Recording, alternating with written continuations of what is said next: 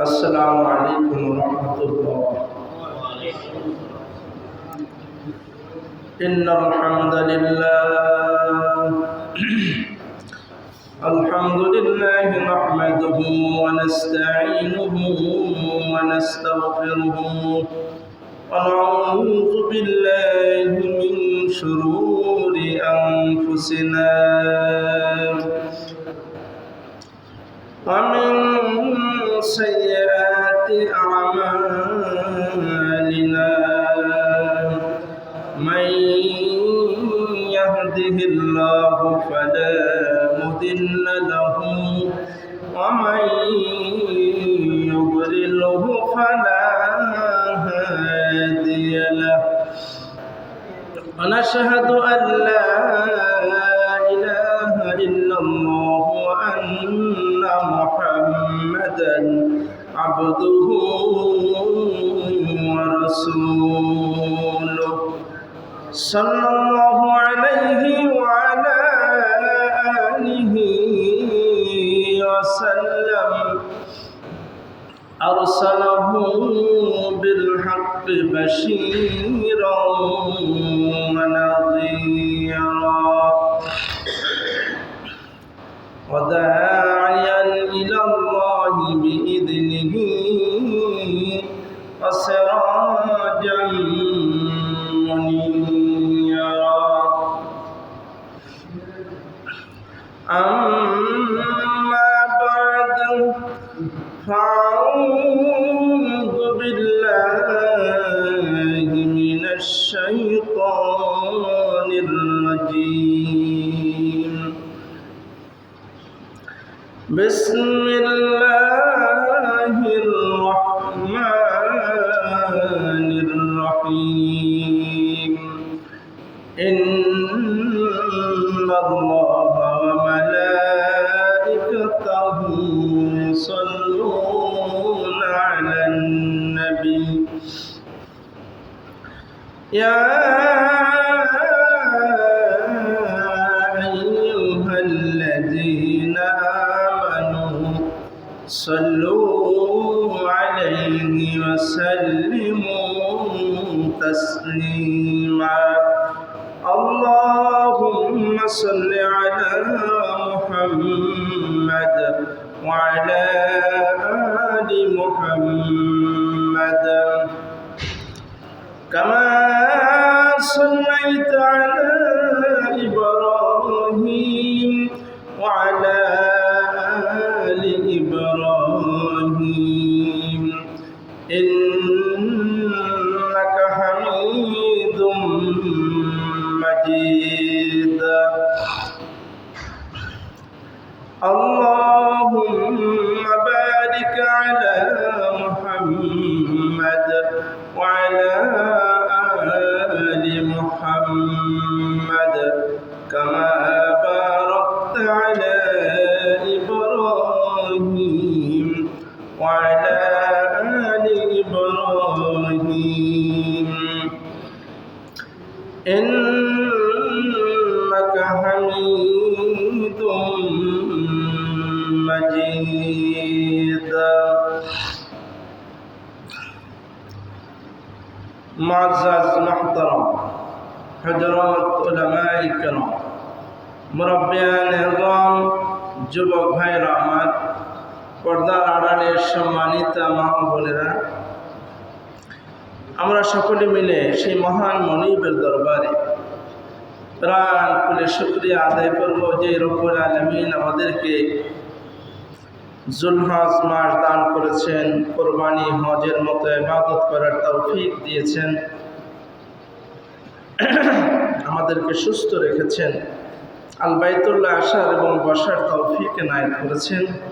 সেই জন্য সেই মহান মনিবের দরবারে আমরা প্রাণ খুলে একটু শুকরিয়া আদায় করি। আলহামদুলিল্লাহ। আজকে শিরকের পরিণাম সম্পর্কে আলোচনা করা হবে। শিরকের পরিণাম খুবই ভয়াবহ। তা আমরা যেন শিরিক চিনতে পারি, শিরিক বুঝতে পারি, শিরিক বর্জন করতে পারি, আল্লাহ সেই তৌফিক দান করুন। সকলে বলুন আমিন। শিরিক হচ্ছে পৃথিবীতে যত গুনাহ আছে সব গুনার চাইতে শ্রেষ্ঠ গুনাহ হচ্ছে শিরক। শিরিক করলে আপনার জীবনের আমলও শেষ, ঈমানও শেষ। কিন্তু আমাদের সমাজটা এই শিরিক আর বেদাতে একেবারে ডুবে আছে। মানুষ এটা বুঝতেছে না। আলেমরাও সমানে শিরিক আর বেদাতে জড়িত, হাজার হাজার আলেম দেখা যাচ্ছে।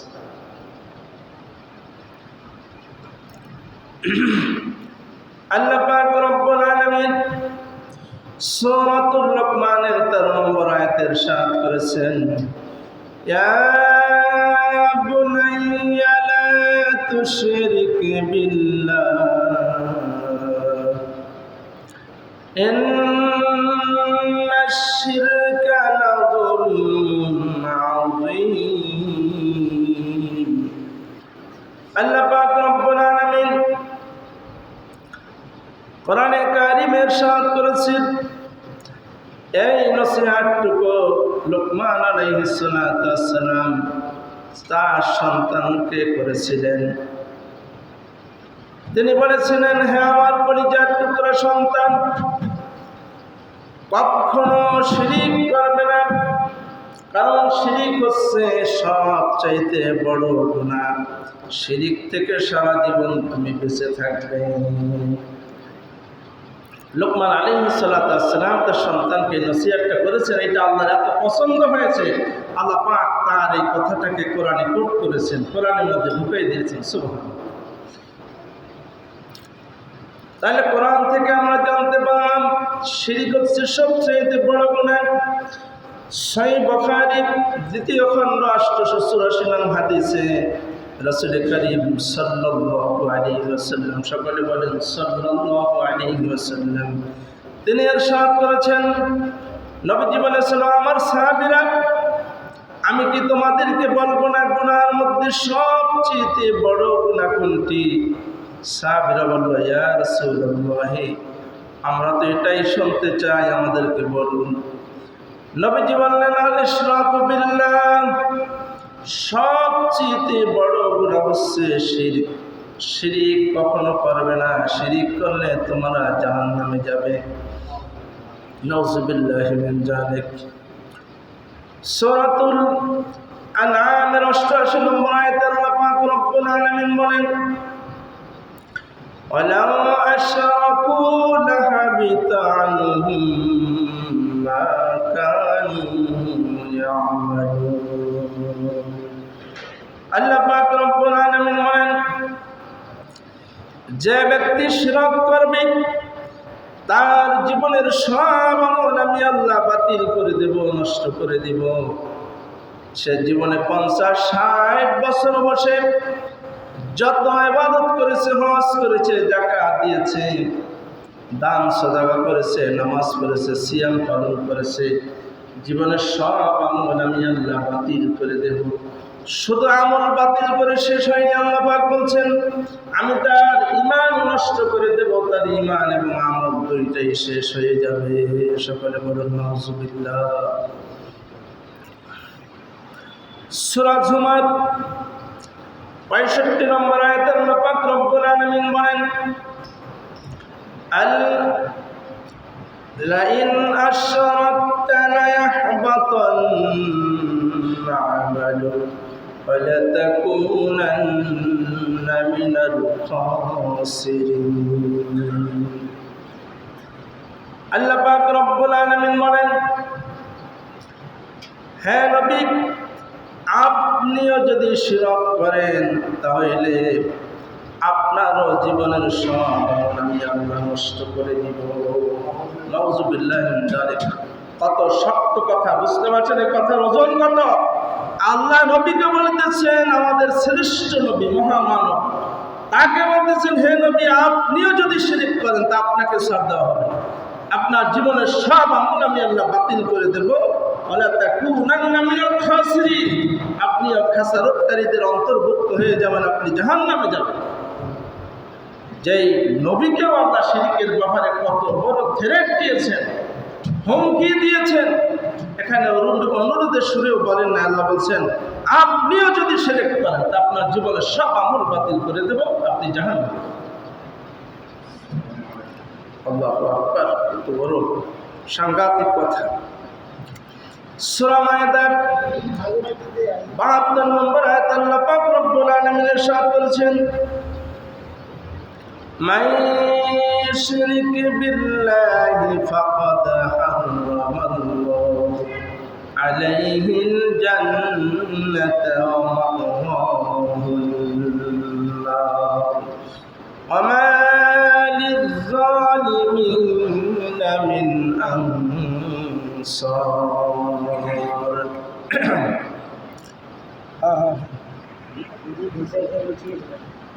আল্লাহ পাক রব্বুল আলামিন বলেন, যেই ব্যক্তি শিরক করে মারা যাবে তার জন্য জান্নাত চিরস্থায়ীভাবে হারাম হয়ে যাবে। ওই ব্যক্তি চিরজীবনে আর জান্নাতে ঢুকতে পারবে না। এবং আল্লাহ পাক আরো বলেন, এবং ওই ব্যক্তি চিরস্থায়ী জাহান্নামী হয়ে যাবে। ওয়া মা লিয-যালিমিনা মিন আনসার। আল্লাহ পাক রব্বুল আলামিন বলেন, এই জালিমদের কোনো সুপারিশকারী থাকবে না। যারা শিরক করে এরা হচ্ছে সবচেয়ে শ্রেষ্ঠ জালিম। আর এই জালিমদের কোনো সুপারিশকারী থাকবে না, সাহায্যকারী থাকবে না। আফসোস, আমাদের দেশে কত আলেমরা মাজার ব্যবসা করছে, মাজারের গান গায়, শাহ আলী বাবার নিয়ে গান গায়। কত বড় আহাম্বক মূর্খ হলে এই কাজ করতে পারে। পীরের গান গায়, পীরের মাজারে সিজদা করে হাজার হাজার মানুষ, এখনো মানুষকে সিজদা। আর আমাদের দেশে আলেম সুরাতে ভ্যাট করে এই সমস্ত বড় বড় শয়তান কোটি কোটি মানুষের ঈমান নষ্ট করছে। এই চাঁদপুরের ইমাম একজন পীর সাহেব আছেন, আমার রামগঞ্জে অনেক মুরিদ আছে। রামগঞ্জে তার পায়ে সিজদা করে তার বুড়ি আঙ্গুল চুষে। বড় বড় নেতা, বড় বড় আমার কিছু ছাত্র ছিল কোরআনে, পরে জানতে পারছি যে এরা পীরের পাও চুষে সিজদা করে, বাস্তব প্রমাণ শুনেছি। তা এরা কত বড় মুশরিক হয়েছে, মানুষের সামনে মাথা নত করে, আবার মুসলমান দাবি করে।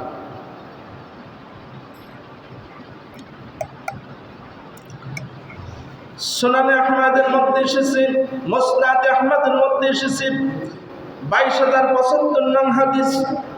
নবী করিম সাল্লাল্লাহু আলাইহি ওয়াসাল্লাম ইরশাদ করেন, আল্লাহর সাথে কোনো কিছুকে শরীক করো না।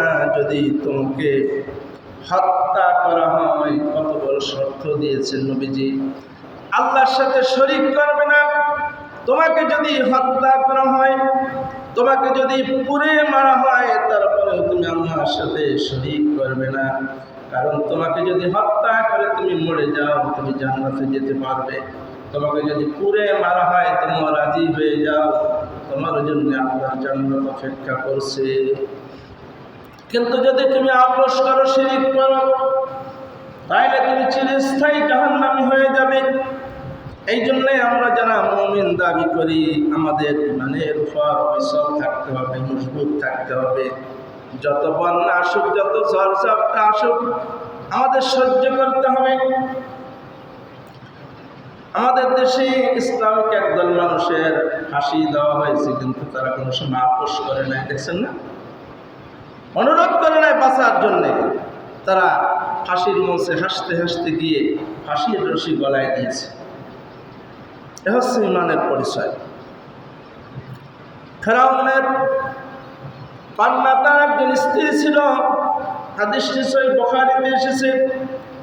ফেরাউনের কন্যার একজন দাসী ছিল, তার কাজ ছিল ফেরাউনের কন্যার চুল আশ্রয় দেবে আর তাকে সাজুগুজু করাই দেবে, তার কাজ ছিল এই। একদিন তার চুল আশ্রয় গিয়ে তার হাত থেকে চিরুনিটা পড়ে যায়। ওই দাসী গোপনে মুসা আলাইহিস সালামের উপর ঈমান এনেছে, আল্লাহর উপর ঈমান এনেছে। ওই চিরুনিটা যখন পড়ে গেল, তখন ওই দাসী চিরুনিটা উঠাবার সময় বিসমিল্লাহ পড়েছে। এই কথা ফেরাউনের কন্যা শুনে ফেলেছে, বলল, তুমি কার নামে আবার চিরুনি উঠাইলা? রব তো আমার বাবা ফেরাউন। তখন ওই দাসী জবাব দিয়েছিল, তোমার বাবার রব, তোমার রব আর আমার রব যিনি, তিনি হচ্ছেন আল্লাহ, তার নামে আমি চিরুনি উঠাইছি। এই কথা বলার পরে ওই দাসীটি ফেরাউনের দরবারে থেকে ডাকা হলো। ফেরাউনের কন্যা যায় ফেরাউনের কাছে নালিশ করেছে, বাবা আমার দাসী তো সে মুসার রবের প্রতি ঈমান এনেছে। তখন ফেরাউন তাকে ডেকে ভয় দেখাইলো, দেখো দাসী, তুমি যদি আমাকে রব হিসেবে না মানো, মুসার রবকে যদি ছেড়ে না দাও, তাহলে তোমাকে আমি শুলে চড়াবো, তোমার সন্তান সহ সবগুলি আমি পুড়ে শেষ করে দেব। তখন দাসী বলছিল, ফেরাউন তোমার এই মৃত্যুকে আমি ভয় পাই না, তোমার যা ইচ্ছা তাই করো, কিন্তু আমি আমার রবকে ছাড়তে পারবো না, যার উপর ঈমান এনেছি। সুবহানাল্লাহ, একজন নারী হয়ে কত মজবুত ঈমানের পরিচয় দিয়েছে। এরপরে প্রথম সন্তানটিকে শুলে চড়ানো হলো, গরম তেলের মধ্যে ছেড়ে দিয়েছে, পুরে শেষ হয়ে গেছে। সামনে মায়ের সামনে সন্তানকে পুরে শেষ করে দিল, তারপর তিনি স্যালেন্ডার করেনি। দ্বিতীয় সন্তানকেও পুরে শেষ করা হলো, স্যালেন্ডার হয়নি। তৃতীয় সন্তানটা কোলে, ছোট, কথাও বলা শেখেনি। তখন একটু তার মনের মধ্যে দ্বিধাদ্বন্দ্ব হয়েছে, আমি কি করবো, এই সন্তানটা পুরে শেষ করবে। তখন ওই সন্তানটির মুখ থেকে আল্লাহ পাক জবান খুলে দিলেন। তিনি বললেন, মা আপনি এই আগুনের ভয় পেন না, আপনি যা করেছেন এটা সঠিক সিদ্ধান্ত, আমি আগুনে ঝাঁপ দিতে রাজি আছি, আমার জন্য আল্লাহর জান্নাত অপেক্ষা করছে। সুবহানাল্লাহ, সুবহানাল্লাহ। জীবনে পৃথিবীতে 6 জন শিশুকে আল্লাহ পাক একেবারে ছোটবেলায় মুখ থেকে কথা বলিয়েছেন। একজন হযরত ইউসুফ আলাইহিস সালামের সময় কথা বলেছেন, ওদিকে যাব না আমি। তখন এই সবাই মরে গেল, এদেরকে জান্নাতে আল্লাহ পাক স্পেশাল একটা সম্মান দিয়েছেন। হযরতে জিবরাইল, নবী করিম সাল্লাল্লাহু আলাইহি ওয়াসাল্লাম যখন মেরাজে গেলেন, জিবরাইল সাথে ছিল। তখন জিবরাইলকে নবী করিম সাল্লাল্লাহু আলাইহি ওয়াসাল্লামের নাকে একটা সুঘ্রাণ আসতেছিল, যে ঘ্রাণটা এত চমৎকার, নবীজি বললেন এমন সুঘ্রাণ জীবনে আমি কোনোদিন শুনি নাই। জিবরাইলকে বলল, আখি জিবরাইল, এত সুন্দর ঘ্রাণ আমার নাকে লাগছে, কোথা থেকে আসলো? তখন এই ইতিহাসটা বলল যে, হে আল্লাহ রাসূল, এই 3 জন বাচ্চা এবং তার মা ঈমান আনার কারণে ফেরাউন পুরো শেষ করে দিয়েছিল, তাই তাদের ঈমানে আল্লাহ পাক এত খুশি হয়েছেন, তাদের গা থেকে এমন একটা ঘ্রাণ বের হয়, এটাই জন্য তাদের আল্লাহ পাক এরকম একটা স্পেশাল সম্মান দিয়েছেন।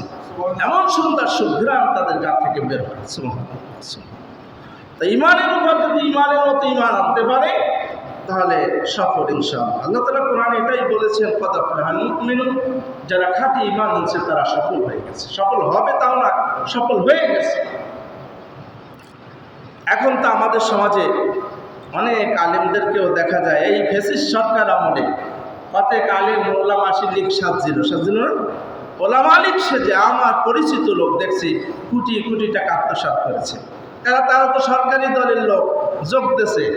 এখন সুযোগ সুবিধা যত নেওয়া যায় লুটপাট করেছে, আমি নিজে চোখে দেখেছি। বড় বড় আলেম, মাদ্রাসার সুপারিনটেন্ডেন্ট, তারপরে সহ সুপার, প্রিন্সিপাল, এরা বড় বড় সন্ত্রাস ছিল। এরা যাই ফুলের মালা দিত মাজারে, শেখ মুজিবে, ওখানে যাই দোয়া করতো, যা তা না। এই দাজ্জাল আলেম উলামার মধ্যে এই ধরনের ভণ্ড আছে, সব আলেমকে ফলো করা যাবে না। বুঝে শুনে আপনি আলেম কথা নেবেন, ওই আলেমের যে আলেম সরাসরি কোরআন থেকে রেফারেন্স সহ কথা বলে, হাদিস থেকে রেফারেন্স সহ কথা বলে। আল্লাহ নবী বলেছেন, যে ব্যক্তি কোরআন এবং সহিহ হাদিস দিয়ে কথা বলে উনি সত্য কথা বলে। এই ভুম ভাং গল্প গুজব দিয়ে এ দিয়ে ইসলাম যাচাই করতে পারবেন না, তাহলে ভুল করবেন। আল্লাহ পাক রব্বুল আলামিন সূরা নামের 82 নম্বর আয়াতে ইরশাদ করেছেন, আল্লাযীনা আমানু ওয়া লাম ইয়ালবিসু ঈমানাহুম বিযুলমিন উলাইকা লাহুমুল আমনু ওয়া হুম মুহতাদুন। আল্লাহ পাক রব্বুল আলামিন বলেন, যারা ঈমান এনেছে এবং ঈমানের সাথে জুলুম বা শিরিক মিশ্রিত করে নাই, ঈমানটা একেবারে শিরিক মুক্ত যারা রেখেছো, তাদেরকে আমি আল্লাহ 3টা পুরস্কার দেব। কয়টা পুরস্কার? 3টা পুরস্কার। আল্লাহ বললেন, আমি তাদেরকে দুনিয়ায় নিরাপত্তা দেব, তাদের কোনো ভয় নাই। আখিরাতে আমি আল্লাহ নিরাপত্তা দেব। উলাইকা হুমুল মুহতাদুন। আল্লাহ বললেন, আমি তাদেরকে হেদায়েত দান করব, তারা খাঁটি হেদায়েত প্রাপ্ত হবে। তাহলে জান্নাত এবং দুনিয়া আখিরাতে নিরাপত্তা হবে। আল্লাহ শর্ত লাগাইছেন শিরিক মুক্ত ঈমান লাগবে, ঈমানের মধ্যে যেন শিরিকের গন্ধ থাকে না।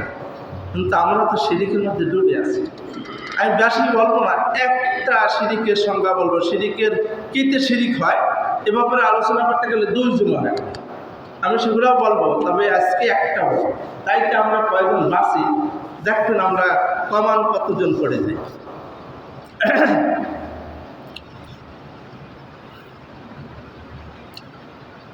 সূরা মারিয়াম 42 থেকে 46 নম্বর আয়াত আল্লাহ পাক ধারাবাহিক আলোচনা করেছেন, ইয়া আবাতি লিমা তা'বুদু মা লা ইয়াসমা'ু ওয়া লা ইবসিরু ওয়া লা ইউগনি আনকা শাইআ। অনেকগুলি আয়াত, সবগুলি তেলাওয়াত করার সময় নেই, আমি একটা আয়াত তেলাওয়াত করেছি। এখানে আল্লাহ পাক রব্বুল আলামিন ইরশাদ করেছেন, হযরত ইব্রাহিম আলাইহিস সালাতু ওয়াস সালাম ছেলে হয়ে বাবাকে নসিহত করতেছে, হে আমার পিতা, স্নেহ করে আব্বাজান, তুমি এখানে এমন একটা জিনিসের পূজা করো যে চোখে দেখতে পায় না, কানেও শুনতে পায় না, কাউকে উপকারও করতে পারে না, কাউকে ক্ষতিও করতে পারে না। কি লজিক দিয়ে কথা বলছে! সন্তান বাবাকে বুঝাচ্ছে এমন জিনিসের পূজা করো যে তোমাকে দেখতে পায় না, কানে শোনে না, যার কোনো শক্তি সামর্থ্য নাই, কাউকে উপকারও করতে পারে না, ক্ষতিও করতে পারে না, এমন জিনিসের পূজা করে হবে, তার তো কোনো ক্ষমতাই নেই। এরপরে ইব্রাহিম আলাইহিস সালাতু ওয়াস সালাম, তার বাবা চুপ করে আছেন, কোথাও কথা বলেন না। আজর কাট্টা কাপড় ছিল, নমরুদের সর্বরাষ্ট্রপর মন্ত্রী ছিল। এরপরে তিনি আরো বললেন, হে আমার স্নেহ করেন আব্বাজান, আমার কাছে যে এলেম আসছে আল্লাহর পক্ষ থেকে, এই এলেম আপনার কাছে আসে না, আপনি আমার কথা শোনেন। সিরাতান সাওয়িয়া, আপনাকে সোজা পথ দেখিয়ে দেব, জান্নাতের পথ দেখিয়ে দেব। আসর কথা বলে না। এরপরে আবার বললেন, হে আমার আব্বাজান, আপনি শয়তানের ইবাদত করবেন না, কারণ শয়তান হচ্ছে রহমানের শত্রু, আল্লাহ পাকের শত্রু। আপনি শয়তানের ইবাদত করবেন না। নমরুদ চুপ করে বসে আছে, কথা বলে না। এরপর আবার বললেন, হে আমার পিতা, আমার ভয় হচ্ছে আল্লাহর আযাব অতি শীঘ্রই আপনাকে গ্রাস করবে, ধরে ফেলবে, এখনো সময় আছে।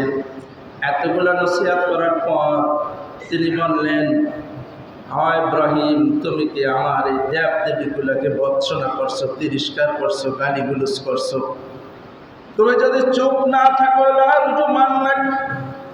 পাথর দিয়ে তোমার মাথাটাকে আমি চূর্ণ বিচূর্ণ করে দিব। নমরুদের এত পাওয়ার, তার হুঙ্কারে সব কিছু থরথর করে কাঁপে। মন্ত্রী বোঝেন না? এরপরে ছেলেকে বললো, তুমি যদি চুপ না থাকো, বাড়ি থেকে তুমি আমার বের হয়ে যাও, আমার এলাকায় দেশেও থাকতে পারবো না, তোমার মতো সন্তান আমার দরকার নাই। বাড়ি থেকে বের করে দিল। সালামুন আলাইক, নবী তো কোনো কথা বললেন না, সালাম দিয়ে আদবের সাথে বের হয়ে গেলেন। আর বললেন, আপনার জন্য আমার রবের কাছে দোয়া করবো, যদি আল্লাহ হেদায়েত দেয়। এরপরে তিনি চলে গেলেন। সহিহ বুখারীতে একটি হাদিস এসেছে, প্রথম খণ্ড 473 নং হাদিস। নবী করিম সাল্লাল্লাহু আলাইহি ওয়াসাল্লাম ইরশাদ করেছেন, কিয়ামতের ময়দানে ইব্রাহিম আলাইহিস সালাতু ওয়াস সালাম তার বাবার সাথে দেখা করতে যাবেন। কিয়ামতের ময়দানে ইব্রাহিম আলাইহিস সালাম তার বাবার সাথে দেখা করতে যাবেন। তা কাফেররা কিয়ামতের যে কঠিন পরিস্থিতি দেখে সবাই তো বসতে আর বাকি থাকবে না। তখন এই আজর ভয়তে বালুটালু মাখা আতঙ্ক ভাব, একেবারে ভয়তে কাবু হয়ে গেছে, কাঁপা কাঁপা অবস্থায়। এই অবস্থায় ইব্রাহিম আলাইহিস সালাম তার কাছে যাই দেখা করলেন আর বললেন, বাবা, আপনাকে আমি বলছিলাম দুনিয়ায় থাকতে আপনি আমার কথা শোনেন, আপনাকে জান্নাতের পথ দেখিয়ে দেব। তা ওই দিন আজর, যে আজরের হুঙ্কারে সব কাঁপত, সে আজর ছোট্ট সুরে বলছে, বাবা, আজকে তুমি যা বলবা সব শুনবো। আল্লাহু আকবার। কিন্তু সেই দিনকে শুনলে কাজ হবে। এখন তারপরেও তো বাবা যত অপরাধী করুক, বাবা ছেলের একটু মায়া হয় না? হাদিস শরীফে আসছে ইব্রাহিম আলাইহিস সালামের একটু মায়া হয়েছে। তা বক্তা তো নবীরা তো কথা বলতে জানে, আল্লাহকে যাই বুঝাচ্ছে যে হ্যাঁ আল্লাহ, আপনি না ওয়াদা করেছেন নবীদের কোনো অপমান করবেন না, তাহলে বাবার যদি কান ধরে টানে ছেলের অপমানের বাকি থাকে, এইভাবে আল্লাহকে বুঝাচ্ছে। তার মানে আমার বাবাকে কি ক্ষমা করা যায় না? একটু ক্ষমা করে দেন। আল্লাহ পাক সরাসরি বলে দিলেন যে হ্যাঁ ইব্রাহিম, আমি কাফেরদের জন্য জান্নাত হারাম করে দিয়েছি, এদের কোনো ক্ষমা হবে না। নাউজুবিল্লাহ। এখন কি বুঝলেন? একজন পাওয়ারফুল নবী, তার বাবাকেও তিনি বাঁচাইতে পারবেন না আল্লাহর হাত থেকে, জাহান্নাম থেকে বাঁচাবার কোনো ক্ষমতা নেই। এই জন্য কারো উপরে ঈমান না থাকলে, কারো উপরে ভরসা করে কোনো পীর সাহেব, কোনো দলের নেতা, কোনো দলের আমির জান্নাতে নেবে, এই ভরসা যেন আমরা না করি। প্রত্যেকে নিজের কামাই নিজে করে যেন আখেরাতে রওনা দিই। খবরদার, সাবধান। আমরা ধোকায় পড়ে আছি, আমরা মনে করি পীর সাহেবের হাত ধরছি, আমার জান্নাতে কে যাওয়া ঠেকায়। রামগঞ্জের কামিল মাদ্রাসার একজন ভাইস প্রিন্সিপাল, তিনি বলেছেন এক বড় অনুষ্ঠানে, বলে কিসের নামাজ আর কিসের রোজা, কিচ্ছু করা লাগবে না, খালি পীর সাহেবের চাঁদপুরি পীর সাহেবের হাতে হাত দেবার, সোজা জান্নাতে চলে যাবে। নাউজুবিল্লাহ।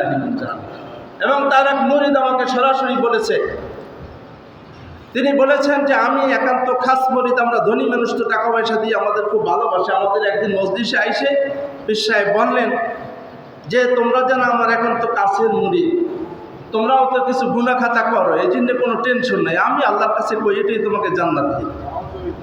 এই কথা বলার পরে লোকটা ছিল শিক্ষিত, উনি একজন মাস্টার, রামগঞ্জের অনেক পুরানা শিক্ষক, এখনো আছেন মাছবাজার মসজিদের সভাপতি সাহেব। উনি আমার খুব ভালোবাসে, আমার সাথে কথা বলতে হয় মাঝে বেড়াই। তো উনি বললেন হুজুর, এই কথা বলার পর আমি বুঝতে পারছি লোক তো ভণ্ড। পরে আমি সব ছেড়ে টেড়ে দিয়ে এখন ওই যেটুক জানি কোরআন হাদিস হুজুর কথা শুনি, যারা ভালো আলেন এই শুনি আর আমল করি, কোনো পিঠির সব বাদ দিছি। আল্লাহ হেদায়েত করুক। এই জন্য খবরদার, কোনো মানুষ পীর দাবি করাই জায়েজ নাই। সূরা নাজমের মধ্যে আল্লাহ তাআলা বলেছেন কোনো মানুষ পীর দাবি করা জায়েজ নাই। ফালা তুযাক্কু আনফুসাকুম। কারণ হচ্ছে আমরা এখানে যারা উপস্থিত আছি, একটু বোঝেন, জ্ঞান দিয়ে খেয়াল করেন, আমরা এখানে যারা আছি এর মধ্যে আল্লাহর কাছে সবচেয়ে প্রিয় ব্যক্তিকে কেউ জানি? এটা গায়েব না? এটা গায়েব কিনা?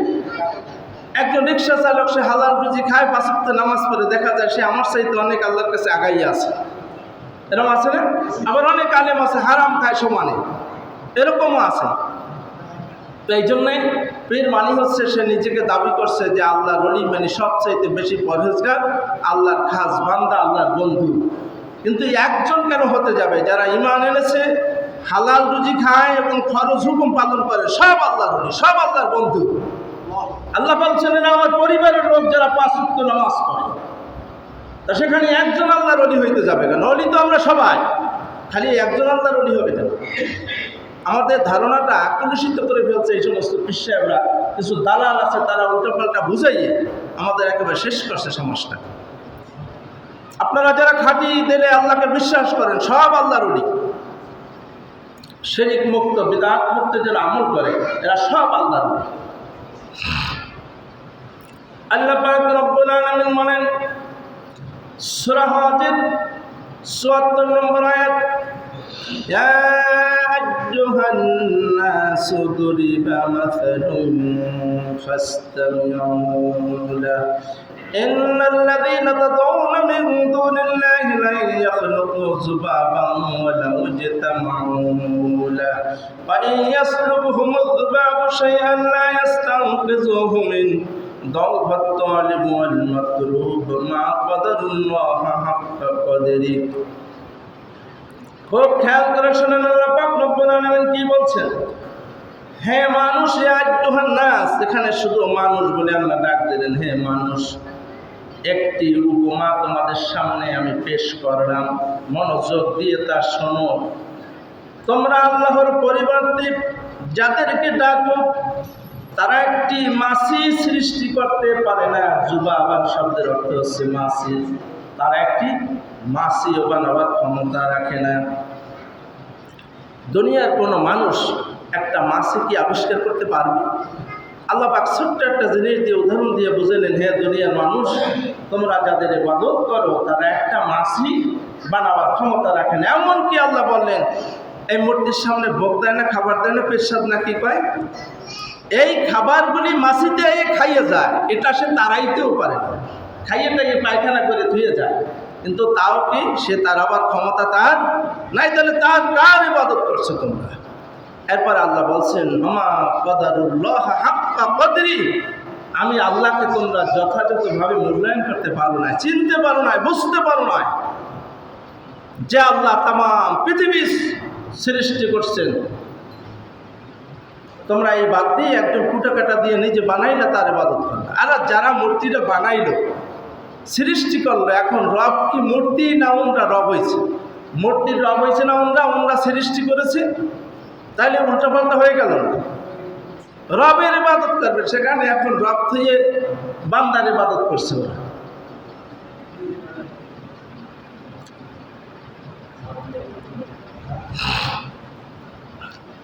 আল্লাহ পাক রব্বুল আলামিন বলেন, ইন্নাল্লাহা লা ইয়াগফিরু আন ইউশরাকা বিহি ওয়া ইয়াগফিরু মা দুনা যালিক। ইন্নাল্লাহা লা ইয়াগফিরু আন ইউশরাকা বিহি, আল্লাহ পাক বলছেন, নিশ্চয়ই আল্লাহ তাআলার সাথে শরীক করো না। আল্লাহর সাথে শরীক করলে, আল্লাহর সাথে যদি কেউ শরীক না করে, তা আল্লাহ বলছেন তোমরা যত গুনাহ করো আমি আল্লাহ মাফ করে দেব। কিন্তু যখনই তোমরা শরীক করবে, তখন আল্লাহ তাআলা তোমাদের আর ক্ষমা করবেন। শরীক যতক্ষণ পর্যন্ত না করে ততক্ষণ পর্যন্ত আল্লাহর বান্দা থাকে সে, তখন যত গুনাহ করুক তারপর আল্লাহর কাছে ক্ষমা চাইলেই ক্ষমা করে দেয়। আর যখন বান্দা শিরিক করা শুরু করে, তখন ওই বান্দাকে আর আল্লাহ পাক ক্ষমা করে না। এখন আমাদের শিরিকের একটা সংজ্ঞা মাত্র আপনাদের বলি, শুনুন। গণতন্ত্র, আমরা মুসলমান মসজিদে এসে বললাম ইয়্যাকা না'বুদু ওয়া ইয়্যাকা নাস্তাঈন, একমাত্র তোমার ইবাদত করি আর তোমার কাছে সাহায্য চাই। কি বললাম? একমাত্র, শব্দ করে, একমাত্র তোমার ইবাদত করি আর তোমার কাছে সাহায্য চাই। মসজিদ থেকে নামেই আবার বলে আমরা গণতন্ত্র প্রতিষ্ঠা করতে চাই। সবাই একমত কিনা? সবাই আবার হাত জায়গায় দেখে, আমরা সবাই একমত, গণতন্ত্র কায়েম করতে চাই।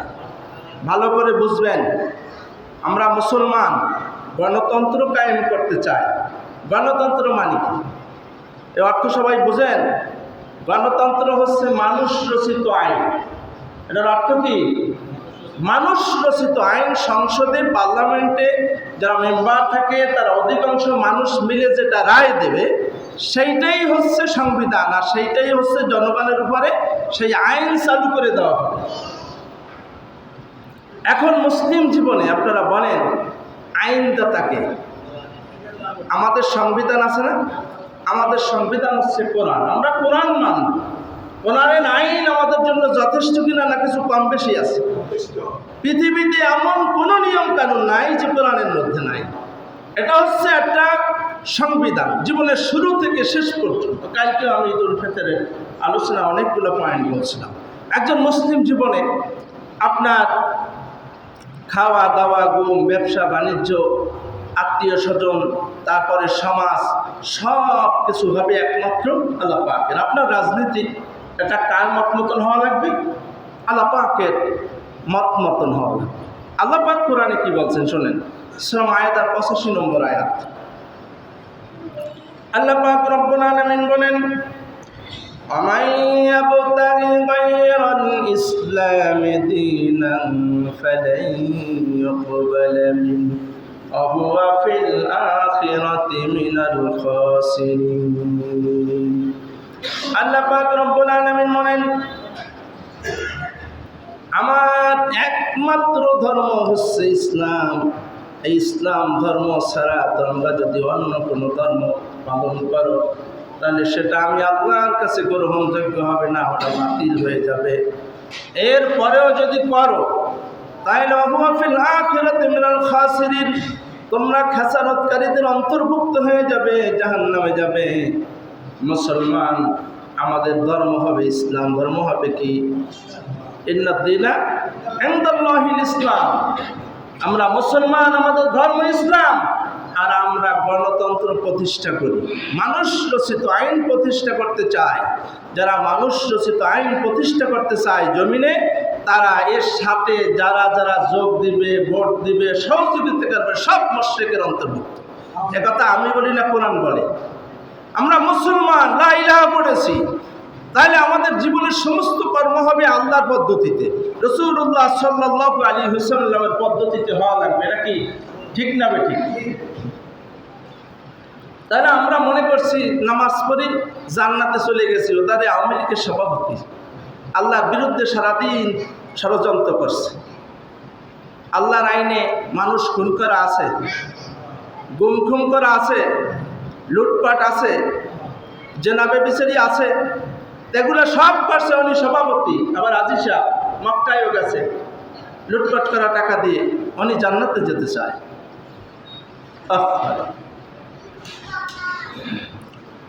তাহলে গণতন্ত্র আইন প্রতিষ্ঠা করার জন্য যারা কাজ করবে, সহযোগিতা করবে, ভোট দিবে, এক কথায় সবাই ঈমান শেষ। যারা হক কথা বলবে, কোরআন থেকে কথা বলবে, তখন দর্শনীয় মানুষের গায়ে বাজে। সুদের বিরুদ্ধে যখন কথা বলা হয়, যারা সুদের সাথে জড়িত তারা একটু মনক্ষুণ্ণ হয়, হুজুরের পিছনে পিছনে ষড়যন্ত্র শুরু করে দেয়, ঠিক না? বলে হুজুরের দুনিয়ার খারাপের দোষের অভাব নেই। এরপরে যখন যারা গাঁজা খায়, ইয়াবার সাথে জড়িত, এগুলা বলে যুবকরা আর খেপে যে হুজুরে কি শুরু করছে, এগুলা তো খারাপ কিছু না। যারা জেনাখোর, জেনার বিরুদ্ধে কথা বললি ওই জেনাখোরের মনে মনে সরাসরি না কইতে পারলো, পিছনে পিছনে ষড়যন্ত্র শুরু করে দেবে যে হুজুরে তো আসল জায়গায় হাত দিছে। এই জন্যে ওই হুজুরের কোনো শত্রু নাই। 25 বছর ইমামতি করে, তার কোনো শত্রু হয় না, চাকরির কোনো সমস্যা হয় না, কারণ সে সবাই মন জোগাইয়ে চলে। কোন কথাটা বললে সমাজ রাগ করবে, কিছু মানুষের গায়ে লাগবে, এই জন্য কথা বলে না। সে মিডে মিডে সুন্নতের ওয়াজ আর কিছু বানানো কিচ্ছা কাহিনী করে, কোরআন থেকে কথা বলে না। এই জন্য এই জাতি সব কোরআন ভোলা হয়ে রয়েছে, এদেরকে সঠিকটা জানানো হয় নাই। যার কারণে এখন একজন যদি বলেও তা বলে আবার নূতন কথা শুরু করছে, কোন হুজুর আজ পর্যন্ত কইল না, এ আবার কি শুরু করছে। তার একটা উপমাদি আমরা দেখেন, আমরা মুসলিম জাতি, আমাদের রাস্তায় চলাটাও হাদিসে আছে কিনা, কিভাবে চলতে হবে। শামাইলে তিরমিজি যদি আপনারা পড়েন, রাসূলুল্লাহ সাল্লাল্লাহু আলাইহি ওয়াসাল্লাম কেমন হাঁটতেন, কেমন ঘুমাইতেন, কেমন খাইতেন, কেমন দাঁত খেলা করতেন, তার স্ত্রীদের সাথে কেমন আচরণ করেছেন, কিভাবে চুল আছড়াইছেন, এগুলো সব শামাইলে তিরমিজিতে আছে। পড়লে অবাক হবেন, মনে হচ্ছে যেন সরাসরি নবীকে দেখতেছি। শামাইলে তিরমিজি যদি আপনারা পড়েন, তো শামাইলে তিরমিজি যদি এভাবে হয়, রাসূলুল্লাহ সাল্লাল্লাহু আলাইহি ওয়াসাল্লামের সব আদর্শ নবী করিম সাল্লাল্লাহু আলাইহি ওয়াসাল্লামের জীবনী লিখতে 1 লক্ষ লোকের অধিক লেগেছে। শামাইলে তিরমিজির মধ্যে এসেছে, কোন পৃথিবীর কোন মহামানবের জীবনী লিখতে 1 লক্ষ মানুষ লেগেছে এরকম কোনো ইতিহাস নাই। লাগছে এরকম কোনো আছে, এরকম কোনো মহামানব? একমাত্র আমাদের বিশ্ব নবী তার জীবনী লিখতে 1 লক্ষ লোকের উপরে লেগেছে, খালি তার জীবনী লিখছে, তারপরও শেষ করতে পারবে। সুবহানাল্লাহ। যা সেই নবীজি বলেছেন, তোমরা যখন হাঁটবে, রাস্তা দিয়ে চলবে, গাড়ি চালাবে, তখন ডাইন পাশ দিয়ে চলবে। কোন পাশ দিয়ে? এটা ডাইন পাশ দিয়ে চলা সুন্নাহ। আমরা গাড়ি চালাই, চলাফেরা কোন পাশ দিয়ে? বাম পাশ দিয়ে চলতে হয় না? এই আইন রাসূলুল্লাহ সাল্লাল্লাহু আলাইহি ওয়াসাল্লামের বিরুদ্ধে হয়েছে কিনা? এবার কোরআনের একটা আয়াত শুনেন, আল্লাহ তাআলা কি বলছেন? ফালা রাব্বিকা লা ইউমিনুনা হাত্তা ইউহাক্কিমুকা ফীমা শাজারা বাইনাহুম সুম্মা লা ইয়াজিদু ফী আনফুসিহিম হারাজাম মিম্মা কাদাইতা ইউসাল্লিমু তাসলিমা। আল্লাহ তাআলা বলছেন, হে নবী, ওই লোকগুলা মুমিনই হইতে পারবে না। কারা মুমিন হইতে পারবে না? আল্লাহ বলছেন, আপনি যে বিচার করবেন, এই বিচার যারা মনে প্রাণে মেনে নিতে না পারবে, আপনি এটা সিদ্ধান্ত দিবেন। এই রায় যদি সমাজের মানুষ না মানতে পারে, যে না মানতে পারবে সেই ইমানদার হতে পারবে না। প্রথমত আপনাকে সালিশিদের মানবে। সমাজের যত ফ্যাতনা এ ব্যাপারে সালিশির প্রধান যে বিচারপতি তিনি তাকে বিচারক হিসেবে মানবে। এরপর তিনি যেটা রায় দিবেন এইটা মনে প্রাণে যে না মানতে পারবে, খুশি হয়ে না নিতে পারবে, সে মুমিন হতে পারবে না। তা নবীজি আমাদের রায় দিয়েছেন রাস্তার ডান পাশ থেকে চলতে হবে, আর আমাদের ইহুদি নাসারারা ঢুকে যেতেছে বাম পাশ দিয়ে চলতে হবে। এটা রাসূলুল্লাহ সাল্লাল্লাহু আলাইহি ওয়াসাল্লামের বিরুদ্ধে গেছে কিনা? তাহলে বিরোধিতা হয়েছে কিনা? আমরা মুসলমান, আমরা ডাইন পাশ থেকে চলবো, আমরা বাম পাশ থেকে কেন চলি? তো এটা সুন্নাহ বিরোধী। তাহলে এই আয়াতের সংঘর্ষ হয়েছে না? আল্লাহ পাক স্পষ্ট বলেছেন ওই লোকটা মুমিন হতে পারবে না। আমি রাসূল যেটা সিদ্ধান্ত দিয়েছি তারা যদি এর বিপক্ষে সিদ্ধান্ত নিয়ে হাঁটাচলা করে, এ তো একটা দেখাইলে কেমন হাজার হাজার আছে। নবীজির সিদ্ধান্ত হয়েছে ফরজ সালাতের পর তোমরা সবাই জিকির আজকার করবা, তাসবিহ তাহলিল করবা। নবীজি জীবনের সম্মিলিত মোনাজাত ধরেন নাই, কিন্তু এই সমাজের কিছু সুফি দরবেশরা খালি দোয়া করে মসজিদে লোকজন টানিয়ে নিয়ে কবরস্থানের পাশে দোয়া করে, এই জায়গায় দোয়া, মানে কিছু টাকা নেবে। এর মানে হচ্ছে অনেক দরদ দেখায়, আম্মের বাপের যে নেহে কান্দে, যার বাবা হ্যাঁ চোখ দিয়ে পানি পড়ে না, উনি খালি কান্দে। এর মানে খুব ভালোবাসা দেখাই ঠেকাইয়া ওই 200 টাকা পাইবে। এই জন্য এই সমস্ত নাটক করে টোরে এই সমাজে এগুলো চালু করেছে। এখন মানুষ মনে করে এগুলো দ্বীন ইবাদত হয়েছে। কিয়ামত পর্যন্ত যদি কেউ দেখাইতে পারেন যে ফরজ সালাতের পর মোনাজাত আছে সম্মিলিত, দেখেন কত বড় ক্ষতি হয়েছে। প্রত্যেক মসজিদে সালাম ফিরেই আল্লাহুম্মা আমিন বিরহমাতিকা চাইও না, ভালো করে আল্লাহর কাছে হাতের দিকে চাইতে হয়, তা চাইও না আল্লাহুম্মা আমিন একাত কোনো রকম পড়ে, এরপর বিরহমাতিকা। মানুষ এখন বলতে নামাজ শেষ হয়েছে, এরপর সবাই একটা শূন্য পড়া শুরু করে দেয়। অথচ হাদিসে আসছে আস্তাগফিরুল্লাহ পড়বা। আস্তাগফিরুল্লাহ মানে কি? ক্ষমা চাও, আল্লাহর কাছে ক্ষমা চাইলে আল্লাহ খুশি হয়ে থেকে মাফ করে দিবেন। আল্লাহুম্মা আনতাস সালাম, শান্তি চাইবে। তারপর আল্লাহুম্মা ইন্নী আলা যিকরিকা ব্যাখ্যা দেওয়ার সময় আয়াতুল কুরসি বললে সে জান্নাতে যাবে। সুবহানাল্লাহ, আলহামদুলিল্লাহ, আল্লাহ এই তাসবিহ বললে তার জীবনের সব গুনাহ মাফ করে দেবেন। এভাবে এত দোয়া আসছে, এইগুলা বাদ দিয়ে সবাই আমরা এতগুলা সুন্নাহ, আমি একদিন হাদিস শরীফ দিয়ে সব বর্ণনা করে শুনাইছি। এত দোয়া, জান্নাতে যাওয়ার জন্য দোয়া আছে। আল্লাহুম্মা ইন্না নাসআলুকাল জান্নাতা ওয়া নাউযু বিকা মিনান নার। নবীজি বলেছেন এই দোয়া ফরজ সালাতের পর পড়বা, জাহান্নাম থেকে মুক্তি, জান্নাতে যাওয়া রেডি। আমরা এইগুলা সব বাদ দিয়ে আমাদের মন গড়া রাসূলুল্লাহ সাল্লাল্লাহু আলাইহি ওয়াসাল্লাম করছেন কি আমরা করি, কোরআন বলছে কি আমরা করি, এইভাবে করে আমরা জান্নাতে যাব। রাসূলের বিরোধিতা করে কোরআনের বিরুদ্ধে, তাহলে গণতন্ত্র আইন কি হারাম? মনে থাকবে তো?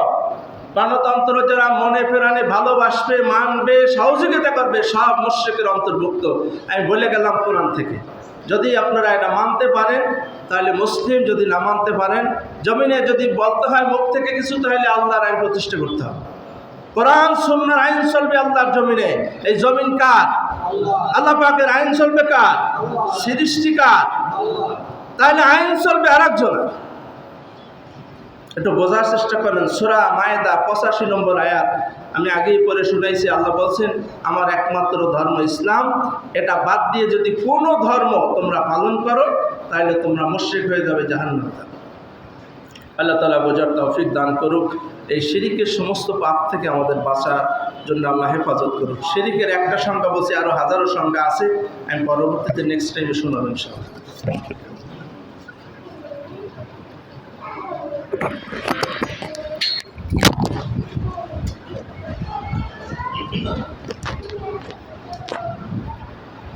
আল্লাহু আকবার, আল্লাহু